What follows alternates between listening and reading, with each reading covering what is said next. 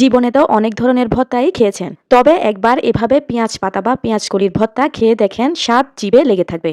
Hello everyone, আসসালামু আলাইকুম। আজকে আমি আপনাদের সঙ্গে শেয়ার করব খুবই মজাদার, মুখরোচক, জিভে জল আনা পেঁয়াজ পাতা বা পেঁয়াজ কলির ভর্তা। এই শীতের সিজনে শুধুমাত্র এই একটি ভর্তা থাকলেই গরম ভাতের সঙ্গে আর কোনো কিছুরই দরকার হবে না। এই একটি ভর্তা দিয়েই পুরো পরিবার পেট ভরে ভাত খেতে পারবে। এই পেঁয়াজ পাতা বা পেঁয়াজ কলির ভর্তা খাওয়ার পর আপনি এর স্বাদ কখনোই ভুলতে পারবেন না। আমি এটা গ্যারান্টি দিয়ে বলছি। তো আশা করছি ভিডিওটি আপনাদের সবার কাছে বেশ ভালো লাগবে। ভর্তাটি তৈরি করার জন্য প্রথমেই এখানে আমি 1 মুঠ পরিমাণ রসুনের কোয়া ভালোভাবে খোসা পরিষ্কার করে নিয়েছি। এগুলোকে আমি খোসা ছাড়িয়ে ভালোভাবে ধুয়ে পরিষ্কার করে নিয়েছি। এবার এগুলোকে একটা সাইডে রেখে দিচ্ছি। এদিকে এখানে আমি নিয়েছি 1 মুঠ পরিমাণ পেঁয়াজের পাতা বা পেঁয়াজের কলি। তবে এগুলো আপনারা আপনাদের পরিমাণ অনুযায়ী কম বেশি নিতে পারবেন। এগুলোকে এই পর্যায়ে আমি খুব ভালোভাবে পানির সাহায্যে ধুয়ে তারপর নিয়ে নিয়েছি। এরপর এগুলোকে এবার আমি একটা ছুরির সাহায্যে ছোট ছোট টুকরো করে কেটে নিব। তবে আপনারা চাইলে এই কাজটা বটির সাহায্যেও করে নিতে পারবেন। তবে খেয়াল রাখবেন এগুলোর জন্য কুচি কুচি করে কেটে নেওয়া হয়। যেহেতু ভর্তা বানাবো তাই এগুলোকে এ পর্যায়ে কুচি কুচি করে কেটে নিতে হবে। তো দেখতে পাচ্ছেন এখানে আমি সবগুলো পেঁয়াজ পাতাকে এরকম কুচি কুচি করে কেটে নিয়েছি। কেটে নেওয়ার পর এবার এগুলোকে একটা সাইডে রেখে দিলাম। এখানে আমি নিয়েছি 2টি মাঝারি সাইজের আলু। আলুগুলোকে আমি আগেই ভালোভাবে খোসা ছাড়িয়ে পানি দিয়ে ধুয়ে নিয়েছি। এবার আলুগুলোকেও আমি একটা ছুরির সাহায্যে পাতলা পাতলা করে কুচি কুচি করে কেটে নিব। এভাবে পাতলা করে আলুগুলোকে কেটে নিলে আলুগুলো খুব দ্রুত সেদ্ধ হয়ে যাবে। তো দেখতে পাচ্ছেন এখানে আমি আলুগুলোকে এরকম কুচি কুচি করে কেটে নিয়েছি। এবার আমি আলুগুলোকে একটা প্লেটে তুলে নিচ্ছি। এবারে এখানে আমি নিয়েছি একটা মাঝারি সাইজের টমেটো। টমেটোটাকে আমি ভালোভাবে ধুয়ে নিয়েছি। এবার আমি ছুরির সাহায্যে টমেটোটাকে এরকম করে কেটে নিচ্ছি। কেটে নেওয়ার পর টমেটোটাকেও আমি প্লেটে উঠিয়ে নিচ্ছি। এবারে এই কেটে নেওয়া টমেটো আর আলুর মধ্যে আমি দিয়ে দিচ্ছি সামান্য পরিমাণে হলুদের গুঁড়া আর দিয়ে দিচ্ছি সামান্য পরিমাণ লবণ। এবারে হাতের সাহায্যে হলুদ আর লবণ দিয়ে এগুলোকে ভালোভাবে মাখিয়ে নিচ্ছি। মাখিয়ে নেওয়া হয়ে গেলে এবার এগুলোকে একটা সাইডে রেখে দিব। এবার এখানে আমি কিছুটা ধনেপাতাকে ভালোভাবে ধুয়ে নিয়েছি। ধনেপাতাগুলো কুচি কুচি করে কেটে নেওয়া হয়ে গিয়েছে। এবার এগুলোকে একটা সাইডে সরিয়ে রাখছি। এবারে চলে এলাম চুলায়। চুলায় এখানে আমি একটা প্যান মিডিয়াম হিটে বসিয়ে দিয়ে এবার এই প্যানের মধ্যে দিয়ে দিচ্ছি আগে থেকে কুচি করে রাখা পেঁয়াজ পাতার কুচি। এই পেঁয়াজ পাতার কুচিগুলোকে আমি এ পর্যায়ে ভালোভাবে সিদ্ধ করে নিব, সেজন্য দিয়ে দিচ্ছি সামান্য পরিমাণ পানি। এখন চুলার আঁচটাকে হাই হিটে করে দিয়ে একটা ঢাকনা দিয়ে ঢেকে দিয়ে এগুলোকে ভালোভাবে সেদ্ধ করে নিতে হবে। তো এবার আমি ফিরে এলাম এগুলো পুরোপুরি সেদ্ধ হয়ে যাওয়ার পর। তবে ভিউয়ার্স, এখনই কিন্তু এগুলোর মধ্যে অনেকটা পানি অবশিষ্ট রয়ে গিয়েছে। এবারে চুলার হিটটাকে একেবারে হাই হিটে করে দিয়ে এই পানিটাকে টানিয়ে নিতে হবে। খেয়াল রাখতে হবে কোনোভাবেই যেন এগুলোর মধ্যে অতিরিক্ত পানি না থাকে।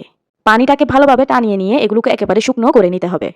তো দেখতে পাচ্ছেন এগুলোকে কিন্তু আমি এ পর্যায়ে পানিগুলোকে ভালোভাবে টানিয়ে নিয়ে এগুলোকে একেবারে শুকনো শুকনো করে নিয়েছি। এবার এগুলোর মধ্যে আমি দিয়ে দিলাম সামান্য পরিমাণ সরিষা তেল। তেল দেওয়ার পর এগুলোকে এই তেলের মধ্যে 1.5 থেকে 2 মিনিটের মতো একটু ভালোভাবে ভেজে নিব।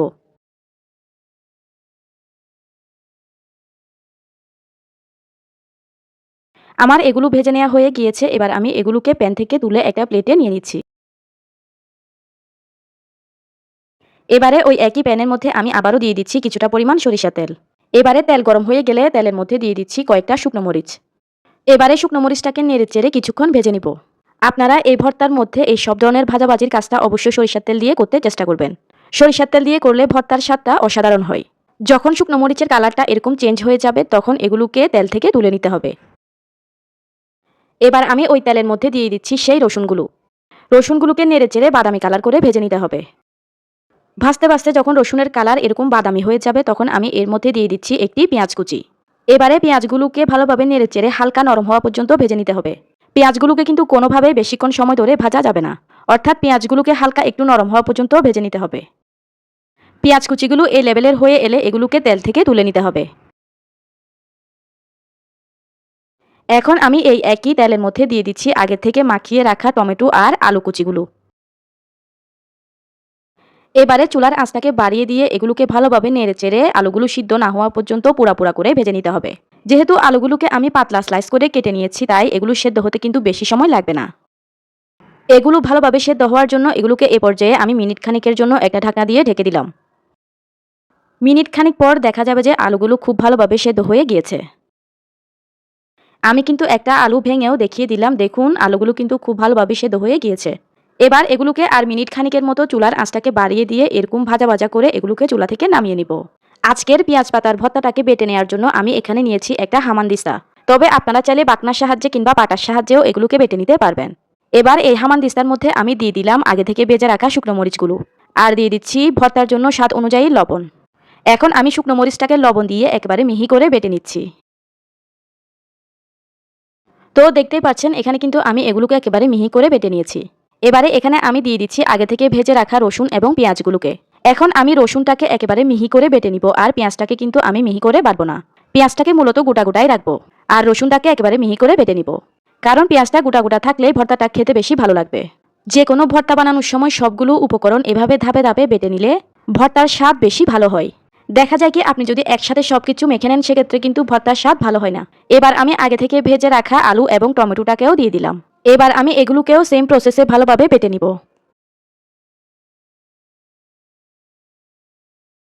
এখন আমি সবার শেষে দিয়ে দিব আগে থেকে ভেজে রাখা পেঁয়াজ পাতা বা পেঁয়াজ কলির কুচি, আর দিয়ে দিব কেটে রাখা সেই ধনিয়া পাতা কুচিগুলো।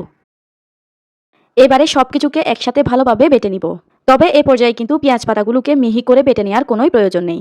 পেঁয়াজ পাতাগুলো একটু গোটা গোটা থাকলে এই ভর্তাটা খেতে বেশি ভালো লাগে। তাই এ পর্যায়ে এগুলোকে হালকা হাতের সাহায্যে সবকিছুর সঙ্গে ভালোভাবে একটু মিশিয়ে দিয়ে হালকা করে বেটে নিতে হবে। দেখুন এখানে কিন্তু আমার অলমোস্ট সবকিছু ভালোভাবে বেটে নেওয়া হয়ে গিয়েছে। এখন কিন্তু আমার এই লোভনীয় স্বাদের ভর্তাটা তৈরি হয়ে গিয়েছে। এখন শুধু এই ভর্তাটাকে গরম গরম ভাতের সঙ্গে পরিবেশন করার পালা। এই ভর্তার ফ্লেভার যে এত সুন্দর, এই ভর্তা দিয়ে ভাত খেতে থাকলে আপনি শুধু ভাত খেতেই থাকবেন। এই ভর্তাটা হচ্ছে চাপটি চিতই পিঠা দিয়ে খেতে অনেক বেশি মজার। আর এই ভর্তাটা এতটাই বেশি লোভনীয় স্বাদের হয় যে বাচ্চারাও এই ভর্তাটা দিয়ে কাটাকাটি করে ভাত খাবে। ভিউয়ার্স, আপনারা এই সিজনে এই ভর্তাটা একবার এভাবে বানিয়ে আমাকে কমেন্ট করে জানাতে পারেন। তো আমি আশা করছি আজকের এই খুবই মজাদার পেঁয়াজ পাতা বা পেঁয়াজ কলির ভর্তার রেসিপিটা আপনাদের সবার কাছে বেশ ভালো লেগেছে। ভালো লেগে থাকলে কিন্তু প্লিজ ভিডিওতে একটা লাইক দিয়ে দিবেন। আমি তাহলে আজকের মতো এখানেই বিদায় নিয়ে নিচ্ছি। আল্লাহ হাফেজ।